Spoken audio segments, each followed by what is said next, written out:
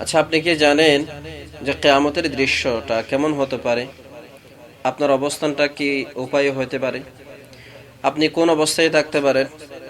হয়তো দুনিয়ার না জানি আমোদ ভোগ করছি, ধন দৌলত, বিলাসবহুল জীবনযাপন সবকিছুই আমাদের হচ্ছে, কিন্তু এই বিলাসবহুল জীবনযাপনটা আল্লাহর আদালতে কিয়ামতের ময়দানে কেমনটা হতে পারে? বিশ্বনবীর একটা হাদিস থেকে আমরা শুনবো ইনশাআল্লাহ। আল্লাহ রাসূল সাল্লাল্লাহু আলাইহি ওয়াসাল্লাম হাদিসের মধ্যে ইরশাদ করেন, মুসলিম শরীফের 2581 নম্বর হাদিস, যে রাসূল জিজ্ঞেস করেন সাহাবায়ে কেরামদেরকে, ও আমার সাহাবীরা, তোমরা কি জানো সবচেয়ে গরিব মানুষকে, অসহায়কে, দরিদ্রকে?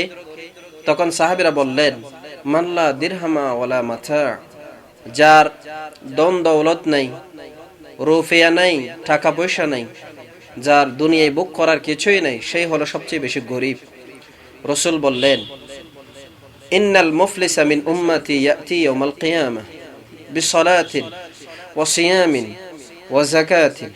কিয়ামতের ময়দানে সবচেয়ে অসহায়, দরিদ্র, গরিব মানুষ হলো সে, যে দুনিয়ায় বিশাল সওয়াবের বহর নিয়ে কিয়ামতের ময়দানে উঠবে, কিন্তু দুনিয়ার জমিনে সে কাউকে গালি দিয়েছে, কাউকে কষ্ট দিয়েছে, কারো রক্ত জড়িয়েছে, কারো উপর জুলুম করেছে। রব্বুল আলামিন সেই দিন বিচার করবেন, তিনি ছাড়া আর কোনো বিচারক সেই দিন থাকবেন না। তিনি যখন বিচার করবেন, তখন যিনি দুনিয়া থেকে বিশাল সওয়াবের বহর নিয়ে এই কিয়ামতের ময়দানে উঠবেন, তার সমস্ত অন্যায়ের পুরস্কারগুলো যাদের উপর অন্যায় করা হয়েছে তাদেরকে দিয়ে দেওয়া হবে।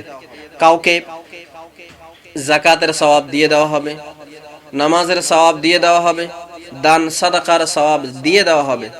এক পর্যায়ে দেখা যাবে, যিনি কিয়ামতের ময়দানে বিশাল সওয়াবের বহর নিয়ে এসেছিলেন, তিনি এখন তার আমলনামায় কোনো ধরনের সওয়াব রাখতে পারেন নাই। এরপরে দেখা যাবে এমন কিছু মানুষ এখনো বাকি আছেন, যারা ওনার কাছ থেকে পাওনাদার হিসাবে বিদ্যমান। ওই পাওনাদারের আমলনামায় যত গুনাহ আছে, সমস্ত গুনাহগুলো যিনি সওয়াবের বহর নিয়ে কিয়ামতের ময়দানে উঠবেন, যার আমলনামা শূন্য হয়ে গেছে, শেষ পর্যন্ত তার আমলনামায় সওয়াবের পরিবর্তে গুনাহে ভরপুর হয়ে যাবে। এটাই হলো কিয়ামতের দৃশ্য। সেদিন বলা হবে, সুম্মা তুরিহা ফিন্নার, যে তুমি দুনিয়ার জমিনে মানুষকে কষ্ট দেওয়ার কারণে, মানুষের উপর অন্যায় করার কারণে, মানুষকে জুলুম করার কারণে, মানুষকে রক্ত ঝরানোর কারণে আজকে তোমার এই পরিণতি। তখন তাকে জাহান্নামে নিক্ষেপ করা হবে। আসুন, দুনিয়ার এই জীবনটাকে আমরা বিলাসবহুল নয়, ব্যালেন্স করে আল্লাহর সন্তুষ্টি এবং পরকালের মুক্তির জন্য গঠন করি। আল্লাহ যেন আমাদের সকলকে বুঝবার এবং আমল করবার তৌফিক দান করেন।